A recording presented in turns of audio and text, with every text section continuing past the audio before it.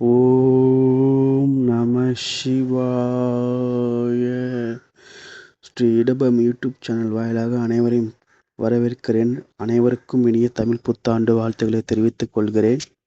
நாம் தொடர்ந்து திருவண்ணாமலையின் ஆலயத்தின் சிறப்புகளையும் அஷ்டலிங்கத்தின் பற்றி சிறப்பு தகவலையும் பார்த்து கொண்டிருக்கிறோம். அந்த வகையில் இன்று 3வது லிங்கமான யமலிங்கத்தை பற்றி பார்க்க இருக்கிறோம். வாங்க வீடியோவுக்குள்ள போவோம். யமலிங்கம் தெற்கு திசையின் அதிபதியான யமதர்மராஜா நிறுவிய லிங்கம் ஆகும். அதனாலே அவர் பெயர் சூட்டி இன்று நாம் அதை வணங்கி வருகிறோம். இவர் வேண்டியவர் வேண்டாதவர் என்று பாரபட்சம் பார்க்காமல் அனைவருக்கும் சமத்தீர்ப்பு வழங்கக்கூடியவர். ஆகவே இவர் தர்மராஜா என்றும் அழைக்கப்படுகிறார். யமதர்மராஜாவின் கட்டளை நிறைவேற்றக்கூடிய கிங்கனர் இங்கிருந்துதான் புறப்படுகிறார் என்பது ஆலயத்தின் ஐதீகமாக கூறப்படுகிறது.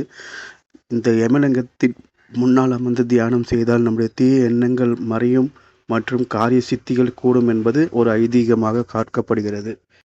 யமலிங்கத்தின் நவகிரகணமாக செவ்வாய் பார்க்கப்படுகிறது. ஆகவே செவ்வாய் தோஷம், திருமண தடை உள்ளவர்கள், செவ்வாய் கிரகணத்தில் தாக்கம் உள்ளவர்கள் இங்கு சென்று நெய் தீபம் ஏற்று அவரை வணங்கி வந்தால் அதனுடைய தாக்கத்திலிருந்து குறைய வாய்ப்புள்ளதாக கூறப்படுகிறது மற்றும் சிறப்பு பலனாகவும் பார்க்கப்படுகிறது. இத்தகைய சிறப்புமிக்க யமலிங்கத்தினை வணங்குவதால் ஏற்படும் பலன்களையும் நன்மைகளையும் இப்போது பார்ப்போம். யமலிங்கத்தை வணங்குவதனால் நீண்ட ஆயுள் கிடைக்கும், இறப்பு பயம் போகும், பிறவி பிணி அகலும் என்றும் கூறப்படுகிறது. ஆகவே இத்தகைய சிறப்புமிக்க யமலிங்கத்தினை வழிபட்டு நம் கிரிவலத்தை மேற்கொள்வோம். இன்றைய ஆலயம் தகவல்களில் அண்ணாமலையின் திருப்பாதம் பற்றி நாம் இன்று பார்க்க இருக்கிறோம். திருவண்ணாமலையில் மிக சிறப்பாக 2 அண்ணாமலையார் பாதம் உள்ளது. ஒன்று மலையின் உச்சியில் உள்ளது, மற்றொன்று கோவிலின் பின்புறம் உள்ள மேற்கு கோபுரத்தின் வழியாக செல்லும்போது, அதாவது பேய் கோபுரம் என்று அழைப்பார்கள். அந்த கோபுரத்தின் வழியாக செல்லும்போது இடதுபுறம் பார்த்தீர்கள் பல சன்னதிகள் உள்ளது. அதில் முதலாவது சன்னதியாக அண்ணாமலையாரின் திருப்பாதம் உள்ளது. கட்டாயமாக ஆலயம் செல்லும் நண்பர்கள், ஆன்மீகவாதிகள் கண்டிப்பாக சென்று வணங்க வேண்டிய ஒரு சன்னதியாகவும் கருதப்படுகிறது.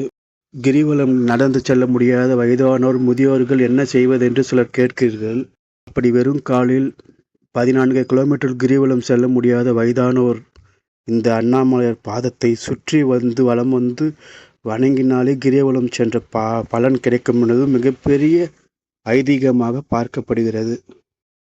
பாத தரிசனம் பாவ விமோச்சனம் என்பது போல இங்கு சென்று வழிபட்டால் நாம் தெரிந்தும் தெரியாத செய்த பாவங்கள் விலகும் என்பது மிகப்பெரிய ஐதீகமாக பார்க்கப்படுகிறது. இங்கு விளக்கேற்றி வழிபட்டாலும் மிக சிறப்பு பலன்கள் கிடைக்கும் என்றும் பார்க்கப்படுகிறது. நன்றி மக்களே. இன்றைய வீடியோ இதோடு முடிச்சுக்கலாம். அடுத்ததான் 4வது லிங்கத்தை பார்ப்போம். ஸ்ரீ இடபம் யூடியூப் சேனல் வாயிலாக தொடர்ந்து உங்கள் ஆதரவு கொடுங்க. ஷேர் பண்ணுங்கள், கமெண்ட் பண்ணுங்கள், லைக் பண்ணுங்கள், பெல் பட்டன் கிளிக் பண்ணி வச்சுங்க. அப்போ தான் நம்ம போடுற தகவல்கள் உடனுக்குடன் வந்து சேரும். நன்றி மக்களே.